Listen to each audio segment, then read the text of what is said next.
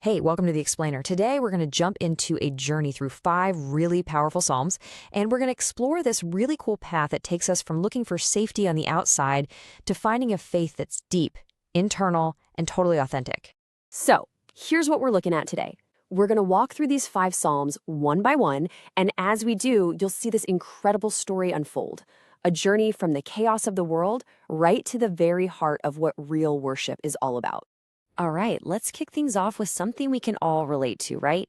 That feeling of needing somewhere safe, needing security, when the world around us just feels like it's spinning out of control. Well, that's exactly where Psalm 46 meets us. And that's the very question Psalm 46 throws at us right from the start. And listen, it doesn't pull any punches. It paints this intense picture of complete chaos. Waters are roaring, mountains are literally crumbling into the sea, nations are in an uproar. It's a picture of ultimate instability.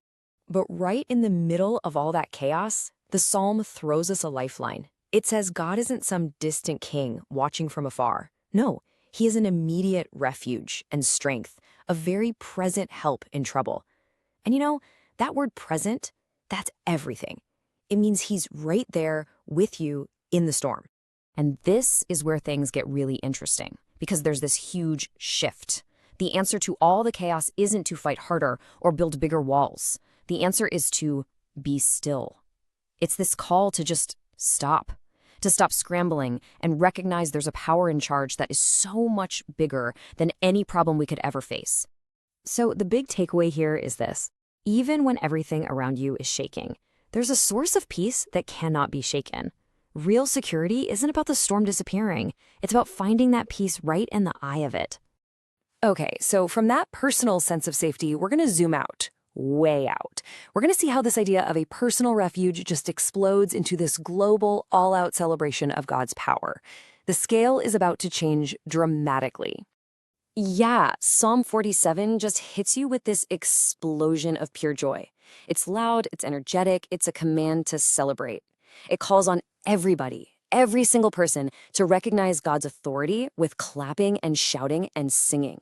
It's basically a global party to declare who's really running the show. And you have to understand, this was a mind-blowing idea back then. The idea that God's authority wasn't just for one nation or one group of people, but for everyone, everywhere, that his reign covered the whole planet, that was a game changer. So after that massive universal picture, the camera lens starts to zoom back in. From this idea of God reigning over everything, the focus now gets super specific, honing in on a physical place that was meant to be a symbol of his presence and his protection, the city of Zion. So Zion, which is Jerusalem, gets all this praise, but it's not just about how nice it looks or its strategic location. The praise is for a much deeper reason. It's because God himself is known in her palaces for a refuge. The whole point is, the city's security comes from one thing: God is there. Okay, this next part is so cool.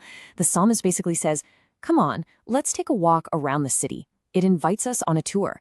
But the tour guide isn't pointing out the great stonework. He's pointing out that every single tower, every wall, is only standing because God is the real fortress here. And that brings us to the whole reason for the tour.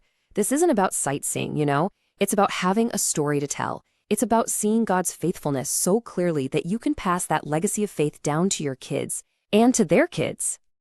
All right, brace yourselves, because we're taking a sharp turn here.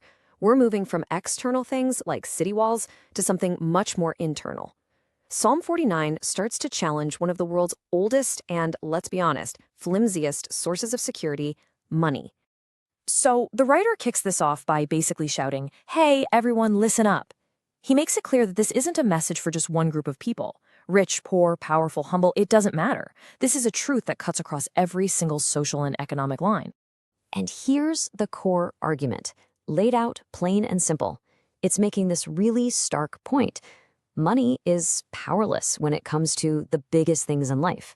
It can't buy you out of death, it can't redeem your soul, and you absolutely cannot take it with you. I mean, think about how that lands today. Right? It's a total challenge to our culture's obsession with financial security. But then, after tearing down that idea, the psalm builds something else up. It points to the one thing that actually has power over the grave: God. He is the only source of real, lasting redemption. It's like saying this is the only investment that truly pays off forever.